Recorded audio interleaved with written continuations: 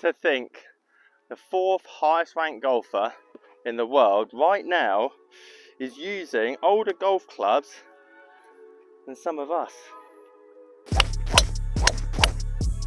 Patrick Cantlay is currently ranked number 4 on the official world golf ranking list with an impressive win and battle at the BMW Championship a couple of months ago, and I was shocked, surprised and very excited to find out exactly what he had in his bag, as some of the clubs that I have with me today will probably shock and surprise you the age at which they were released. And then as we go through the golf bag, some of you might realise that one of the best players in the world at the moment is playing with clubs older than what you currently have in your golf bag. And if that doesn't go to show it's more about the Indian than the arrow, well then I'm not quite sure what will. So let's start with the big dog, driver at the top end of the bag. And this one is quite old, considering there's now been 2 cycles of the driver being released, the TSI and now obviously the TSR.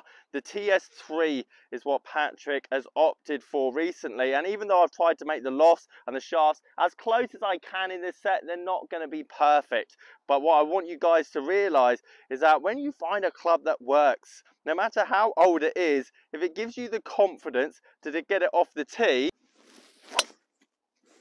oh I love that, then it's worth its weight in gold. And I can't stress enough how good some of the clubs in this bag really are. So big thank you to the boys at Replay Golf for sourcing these clubs and giving me the ability obviously to build this bag. And also special mention to Golf WRX, which I found the full list of Patrick's bag just after he won the BMW Championship a couple of months ago. And even though his bag might change or his ranking might change, I still think it's incredibly interesting. One of the best golfers in the world right now is using some clubs that are almost 7 years old. The Titleist 915 fairway wood.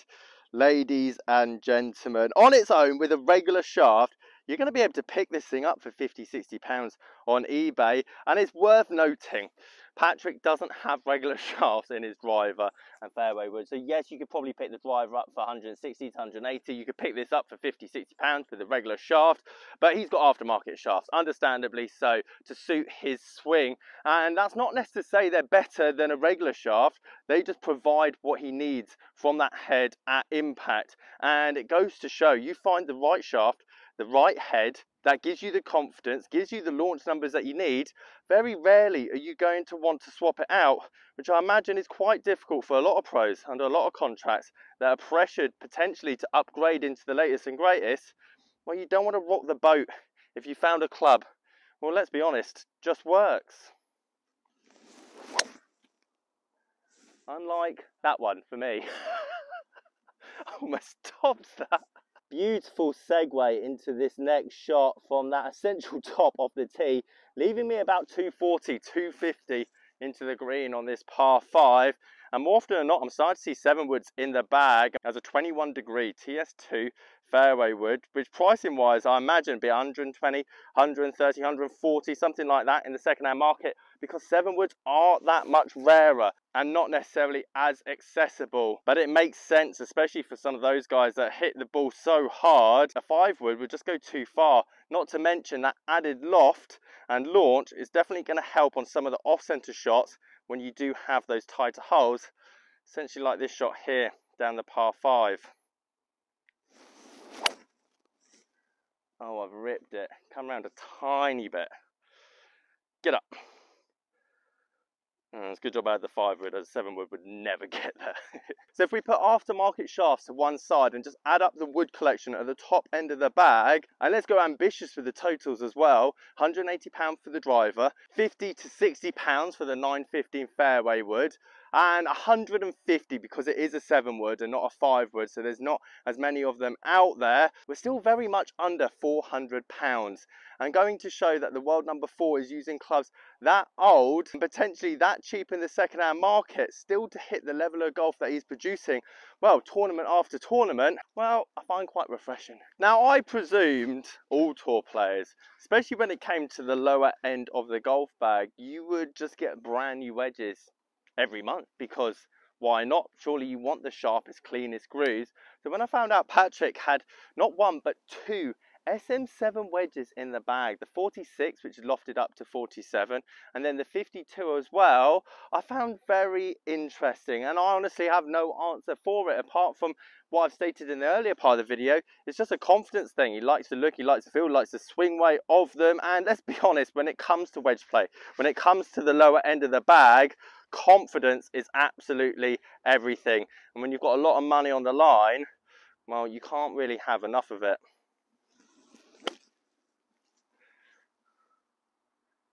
I personally would still go with the brand new wedges every month, however.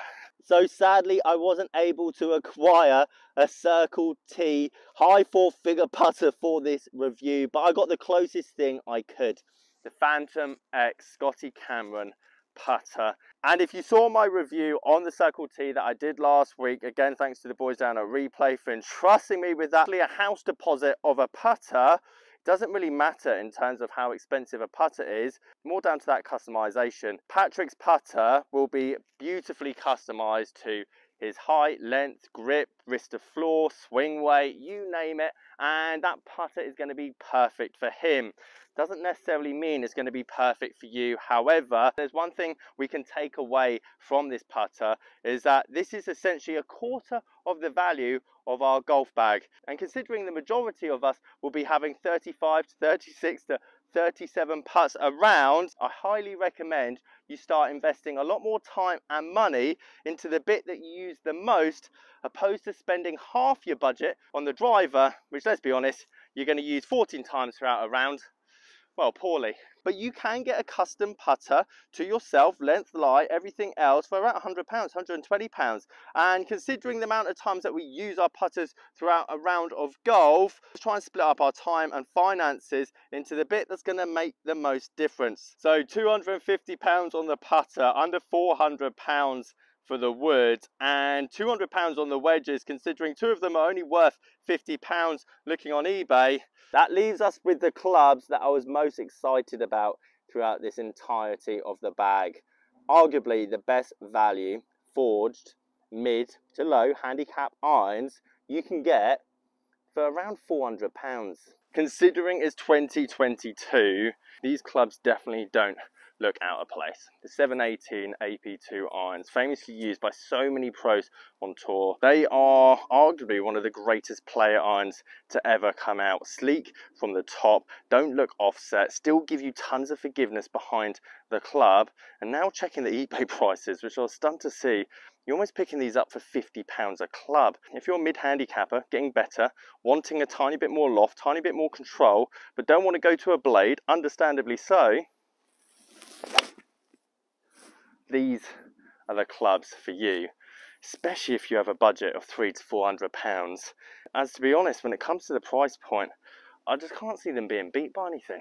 And the AP2s sum up Patrick's bag so well, as these aren't blades. They're definitely not the most slimmest clubs in the world, but they're easy and effortless. They've got enough power behind it for off-center shots, and you're not punishing yourself if you do hit a bad one. And if you've ever watched Patrick play, his swing's just effortless, controlled, playing for the averages, getting in the fairway, getting on the green, hole the putt, move on to the next hole.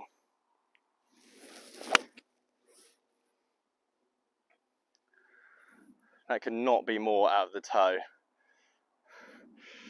Good job I've got the AP2, isn't it? So 13 clubs altogether combined, just over, I think, £1,000, £1,100 for the entire bag. And that's buy it now. If you want to go out today, go on eBay, spend the top dollar, that's what you're going to get it for. And if you wait a tiny bit, wait a bit longer, you could probably get it cheaper.